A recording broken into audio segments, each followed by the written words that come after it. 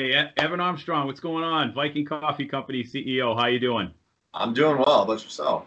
I'm hanging in there, man. Welcome to the Never Quit Nation podcast. You are our first guest that we've had here, so I'm really excited. I got my Viking coffee right here, drinking it up. Costa Rican blend, my favorite. Stuff is top notch, so love it. Thank you. Yeah. Appreciate So, it. yeah, I found you on Instagram.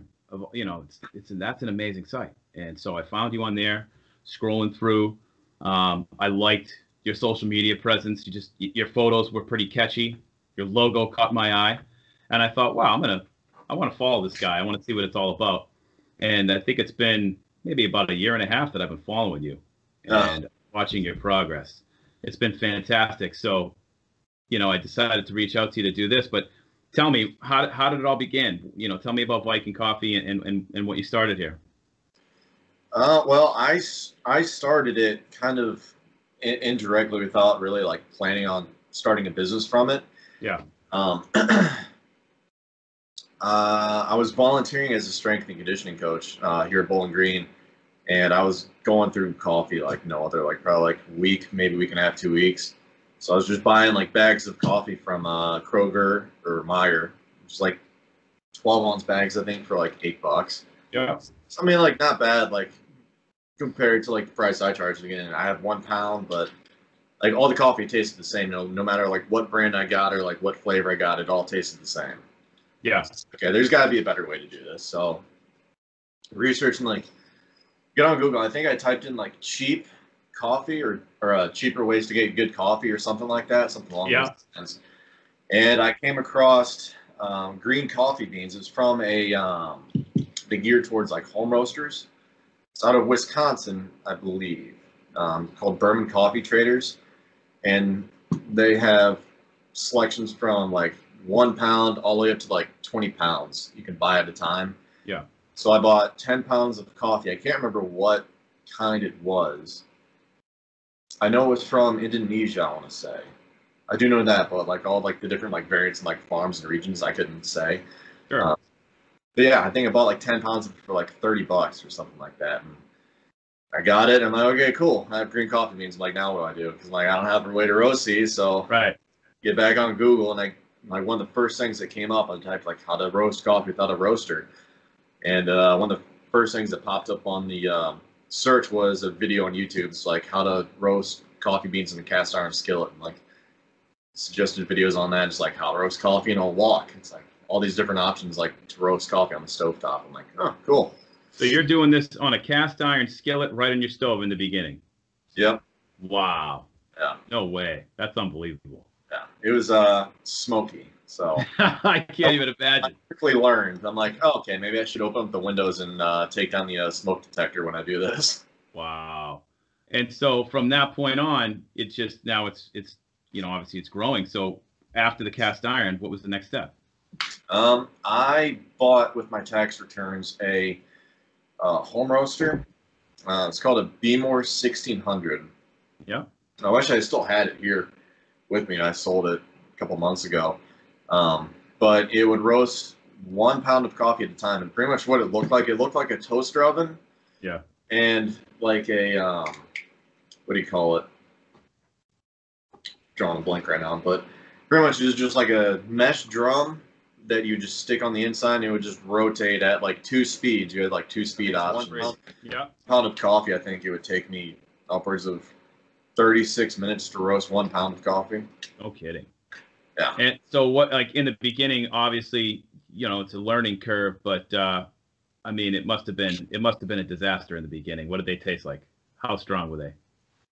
Um, when I started on the cast iron skillet, I remember my first like 10 batches, I think, were like not drinkable. It's like I didn't know anything about anything. All I know is just like, oh, once they start making the cracking noise, Yeah. so you're supposed to like dump them, and I'm like, okay, cool. So like I did it. I remember the very first one. It started to like smoke a lot, and I had no idea it was gonna smoke a lot. So I'm like, oh shit, what's going on? Like, crap. Like, am I doing this wrong? Yeah. Trying to get like scorch marks on them. So I'm like, okay, dump them. I'm like, all right, we'll try this out in the morning. I tried it out in the morning. It was so bitter. Oh man. So bad. Okay, dump this trash. Try again. Yeah. Uh, Wow. After 10, I started to get the hang of it. Yeah, that's unreal, man. So the whole place probably filled up with smoke, right? You said it was smoky and stuff, like fire alarm going off. Yeah, my roommate came up, and the very first roast I tried to do, it was at like I'm pretty sure like 10 o'clock at night. Yeah. My roommate came up, he's like, "What the hell are you doing?" I'm like, "Roasting coffee beans." He's like, when? How'd you like figure out to do that? Like, why are Yeah. you doing that? I'm like, I don't know. So now the name, well, so a couple things. So first off, the name, we've talked before, and I said the name is just, that's one of the things that caught me was it's so creative.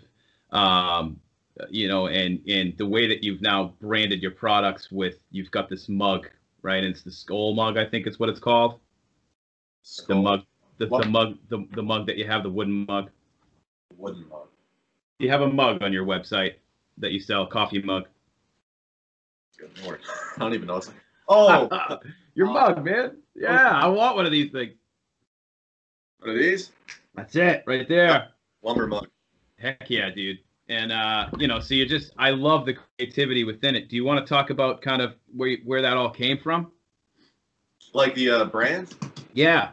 Okay. So, like when we were talking on the phone, so the TV show Vikings on the History Channel. So I worked, like I said, I volunteered as an intern strength conditioning coach, and then that eventually led to me being paid there. So I worked primarily with football. Yeah. And like all the kids there, they'd like ask me like, "You watch that TV show like Vikings on the History Channel?" And this was like, I would get this from people who were like non-athletes. I'd be walking through Kroger and people would like, "Hey, you know that TV show Vikings?" They'd all be like, "You kind of look like that one guy on there." Like some guys would tell me, "Oh, you like Ragnar." Other guys would tell you like Floki. Other guys would be like, some random guy like, "Oh, you look like you'd be a part of the cast." I'm like, okay, like yeah, I can see it. Like tall guy, bald head, beard. Like I get it. But I just get that like all the time. So I'm like, I'll go with it. Heck yeah. Me, I'm the person facing the brand. So yeah. It fits, and you do. Actually, I'm a huge fan of the show, so I'm gonna go. I'll lean, Ragnar or Floki. I guess it's a toss up. It depends, right? So now, when did you start to realize that you were getting really good at this, and you can really turn this into something special, and really start to profit from this? I would say not until like probably after my first like official year of business, I would say. Yeah. Because I've always wanted to run my own business, or own my own business rather. So it was something I just kind of like started, like I wanted to do. I'm like, well, I'll just start it. Like at the perfect time. At the time I was single. I just had school obligations. I was still like volunteering as a strength coach. Well, I don't really have any real like, I don't have anyone else to take care of except myself. So I'm like, might as well, perfect time started. Yeah, right. So I did it and I got things rolling. And I remember after quite a few months, I saw a little bit of profit. And then once my first after 2016 was over, then 2017 rolled in. That was my first official year of business. Yeah. So started pushing. I remember January, I made probably $39 a whole month from it. And then the next month, like same thing. The month after, same thing. I'm like, oh shit. I'm like, is this going to be something I'm going to be able to do? And then I started just putting more time and effort into social media because that was my only point of sales because I had no other time to like go around locally. Sure. Here to get my name out. So the more I started pushing and working on social media, the more people started finding my brand, more people started checking out my website, and then that eventually led to more sales. So it just kept doing it. Then after my first year, I went through, ran all the numbers, and like, well, if I could continue to scale it and produce more, like it's gonna turn into something that's gonna be profitable. Yeah. However you want to see it as. It's amazing. Again, so I'm Skyping from Boston, or just outside of Boston, Central Mass, and you're in Ohio. Yep. Yes, you're in Ohio. I found you through the internet, through social media, and that's the amazing thing I think about your success story that you have is you chose to brand yourself nationally Mm-hmm. and use the social media to do it. And it's working for you. I think it's awesome. And, you know, one of the ways that I use your coffee, I'm a big coffee drinker. I've reduced my consumption of coffee, though. I have to say that. So I've gone down a little bit. So I used to drink like 3.5, 4 cups a day, and I'm down to 2. So I wake up in the morning and I have my Viking coffee. It's bulletproof. I'm on the ketogenic diet now, and so I have my bulletproof coffee in the morning now with Viking, and then in the afternoon I have one more coffee, or morning, afternoon, and that's pretty much it for the day for me. So it's 2 cups. But I've been looking, because I drink coffee in the so much. I've always used these just standard regular market basket, that we have here, supermarket brands. And when I got yours in the mail, and I opened it up, and the packaging is like awesome, and you just, it's ziplocked and all that, and you smell it.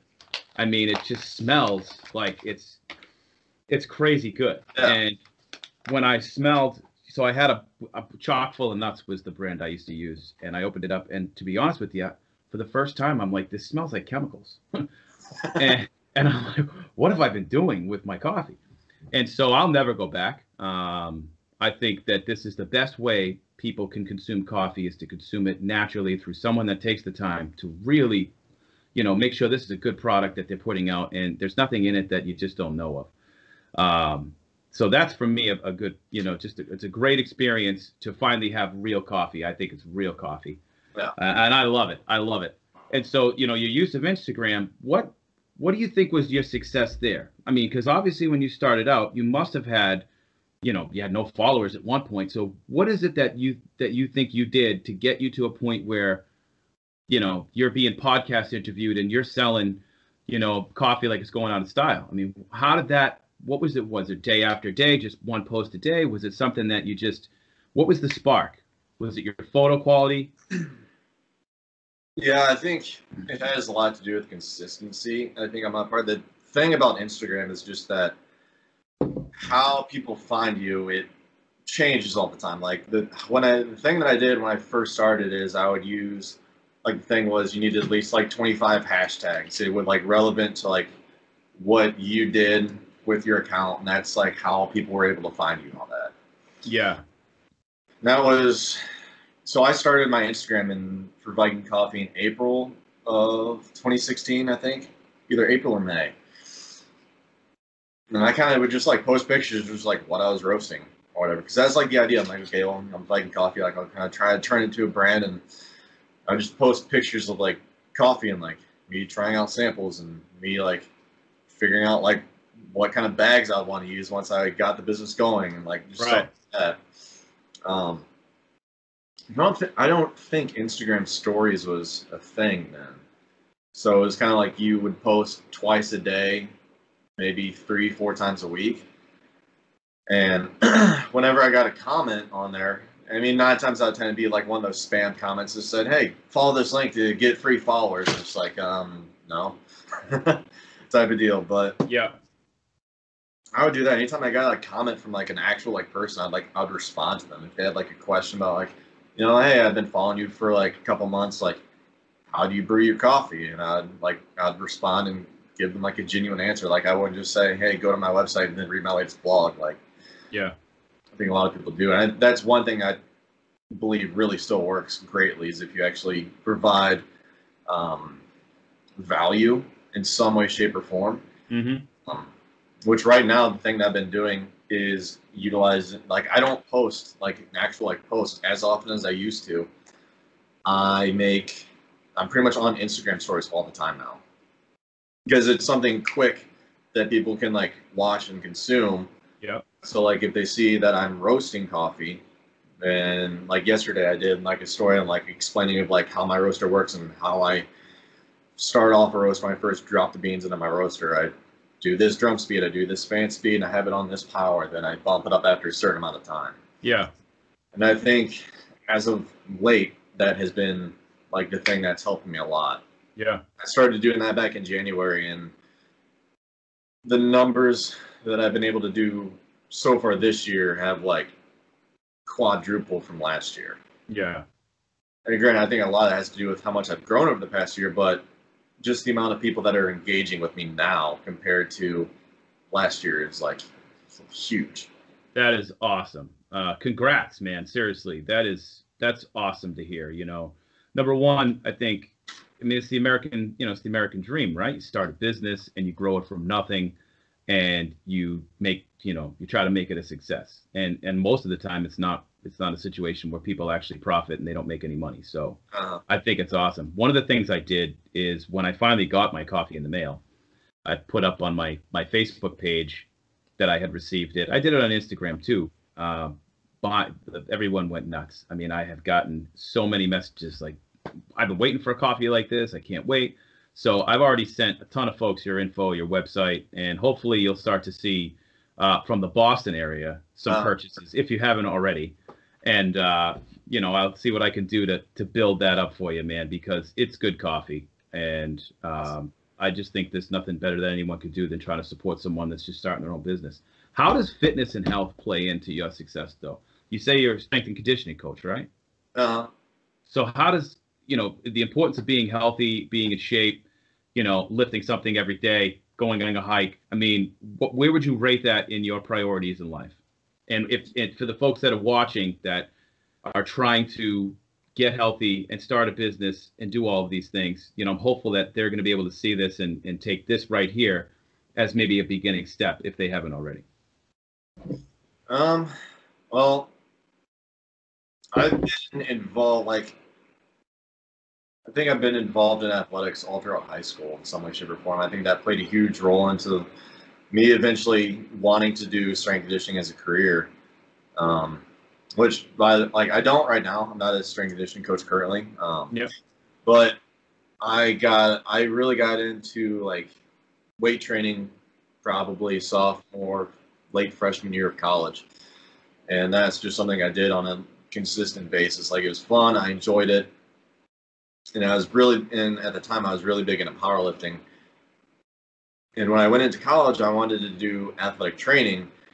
However, after your first semester was over, when the second semester started, they had you do trial clinical rotations. So pretty much just send you to the 3 different athletic facilities on campus, or no, 4 athletic. One of the 4 athletic facilities on campus, and you'd pretty much do 2 weeks of clinical hours, just to see what it was like, so you could have an idea, and you could interact with some of the faculty that interacted with the department. And I did that. I'm like, I don't want to do this. It's kind of sucks. So I kind of just stayed in the program for 3 years because, I mean, it was literally the exact same as exercise science. You just got an athletic training degree when you graduated. Is the only difference. Yeah. And then I think it was going into my senior year, I discovered strength and conditioning. I had no idea that was even a thing. Didn't know it was a job. So I got into contact. I think I emailed 4 schools, I think, within Ohio. I think I emailed Toledo, Findlay, Ohio State, and Bowling Green. The only one that got back to me was Kenny Goodrich here at Bowling Green, who he's now the director of strength conditioning. At the time, he was, I believe, the associate strength conditioning coach. He got in touch with me and set up an interview, and I went in, and that's how I kind of got into strength and conditioning. But how that plays a role, I think, in who I am now is because not so much the physical aspect of it. Yeah. I'm trying to think how to word this. And obviously working out's really good. It's good for everyone. I would recommend it to everyone. You feel immensely better, I think, when you do work out as opposed to when you don't. But as a strength conditioning coach here, one of the big things that was always stressed to me was mental toughness, developing mental toughness. And I think a lot of what people in general, I think, of mental toughness is being able to endure things that suck. Yep. I agree with, but I'm also trying to think. Almost like David Goggins. Have you seen David Goggins? Yeah. He can definitely endure things that suck, right? Well, there's another guy, actually, I just recently listened to him. I'm trying to think of his name. I know on Instagram he goes by Iron Cowboy. I can't think of his actual name, but he I actually listened to him on a podcast the other day. Yeah. He 50 Ironmans in 50 days in 50 states. And his What? thing is like mental toughness and like being able to make yourself uncomfortable intentionally, which is something not a lot of people do. You kind of unintentionally get involved with being uncomfortable. Exactly. So then it's just trying to teach yourself to push through that. And that was, I think, one of the things that I was taught when I started volunteering was how my boss at the time worded it, embrace the suck. Yeah. So I'm like, I can get behind that. Like, that's just who I am. I've been involved in athletics. I love being competitive. So that's just kind of like the thing, like, okay, like it sucks. I might lose. I'll probably get my ass kicked, but I'll keep doing it. Yeah. Yeah. Like that type of deal. I think that's something that has stuck with me throughout. And I think being around those type of people who are always encouraging, always wanting to push you to embrace the suck, do things that were hard, better yourself. I think that just kind of built up upon who I am. So I think I owe a lot of credit to coworkers that I was with over there that helped build me up and kind of develop me into the person I am. Yeah. Yeah. Listen, I agree completely. I think it is all about mental, and also it is, your brain is wired and to a point where it wants you to go the easy route, right? It's trying to avoid pain in every way, shape, and form. And it's about telling yourself, yeah, I'm going to take the hard road just because it's going to be better in the long run. And then really committing to it. For me, I've been in ketosis now for almost 2 months. And I will say that in the beginning, it sucked. It really did. And so that's probably been, of all the things I've done, one of the most toughest things I've done, because I've eliminated carbs and sugar from my diet completely. And at one point, it was like a withdrawal from some type of a drug. The keto flu is a real thing. And at one point, I just, hey, let me get a bagel in me or something. And I didn't do it, So it's definitely mental toughness, without a doubt, I think is, definitely one of the biggest things that people can have. And clearly you've got that, and you got the drive, no question about it. And your brand is just kicking ass. What are the future plans for Viking? What do you got going on? What's planned that you can reveal? I don't want anything that you can't say yet. Nothing big at the moment. Any new blends that you got working on? Maybe blends. Well, I'm working. Well, not working on yet. I bought a bourbon barrel from Boone County Distillery about 2 months ago, and I put I think 106 pounds of Brazilian coffee beans in it. And this has been aging, I think, now for just under 2 months. I think it'll be 2 months on March 10th. Not sure, because February is a shorter month, so I don't know exactly how many days that will work out to. But since January 10th, I've been aging. That will be roast later this month. I'm looking at. So that's fantastic. Yeah, it'll be a part of the. I don't have a label, but I did a bourbon soaked coffee last month. It was under the name of Scal. So like the word for cheers. I thought that'd be a great name because alcohol, spirit, beer, mead, whatever you want to call it. Yeah. Plays into it. How'd that go? I think sold out, or? Yeah. I was blown away. I had pre-orders for it like 5 days before I intended it to release. I'm like, well, I'm not sure like how it's gonna do. So I'll just put like 10 and 10 for like whole bean and ground for it to be available. And I released it, and I think I ended up having to I would get so many orders of whole bean that I'd have to pull some from the ground and then move it to the whole bean, because I get so many more people who order whole bean than I do ground. And then that eventually sold out. So I'm like, okay. Yeah. Hopefully I have at least 5 or more that I can release on Friday, or else there are going to be some people who are going to be mad at me. But I had seen that on Instagram and said, man, I wish I had gotten some of that stuff. I'd seen it too late. Yeah, I'll have plenty the second time around with the got plenty of coffee there. So what's your favorite of all the ones that you make? What's the one that you wake up and drink, or do you just mix it up? If I'm going to pick one of mine that I have, my favorite is the Ethiopian. Yeah. Oh, okay. I haven't tried that yet. It's been my favorite. I think I released it last year, and before that, drank dark roast coffee. Like that was my favorite, really good flavor. And I started to get more into like the Costa Rican like medium roast. Really like that. Like it's good, dark flavor, not too bright. Yeah. Then I tried the Ethiopian. It was like an interesting mix of like both. You got like I get lemongrass, berry, cinnamon, and a little bit of caramel in it. So it's got like a nice balance to it, of like Yeah. lighter and a darker coffee. That's still my favorite. Like if I had to pick, I'm gonna drink that. But now it's pretty much I have so many different like things I'm doing with the coffee club that I have. I'm constantly trying like new coffees and like just blending different beans together and seeing what I get, so I can provide that to all my subscriber customers because they get a different thing every month. Mm-hmm. In 5 years, what do you see for Viking? You see it? You think you're going to be in stores? Yeah. Is that the plan? Yeah. It's kind of hard to say right now because like I have so many like ideas that I constantly like write down. It's just like I don't know what's going to happen first. But within 5 years, I for sure want to have a shop and hopefully have a gym in the back of it. Awesome. And drink coffee all the time. There you go, right? Heck yeah, man. Well, hey, this has been great. I really enjoyed it. I'd love to have you on again. You're my first guest that I've ever had. This is this is episode 7 for Never Quit Nations podcast.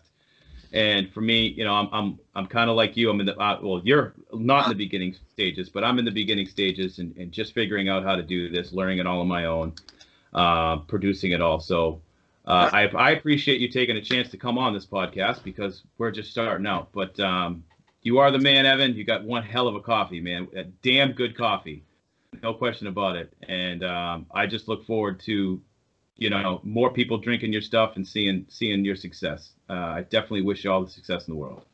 Yeah, for sure. Thank you. I appreciate you having me on. All right, man. So Evan was a great first guest. And one of the things I wanted to just do is give a shout out to Viking Coffee Company. Their website is vikingcoffeeco.com. So vikingcoffeeco.com. Check them out. They got a great sample pack to start with. So if you can't decide what you want to do, what type of coffee you want to order, get the sample pack. It's $10 and you get a bunch of samples of this coffee. You figure out what you want and you buy it. Give them a shout out, vikingcoffeeco.com. Follow them on Instagram too at Viking Coffee Company.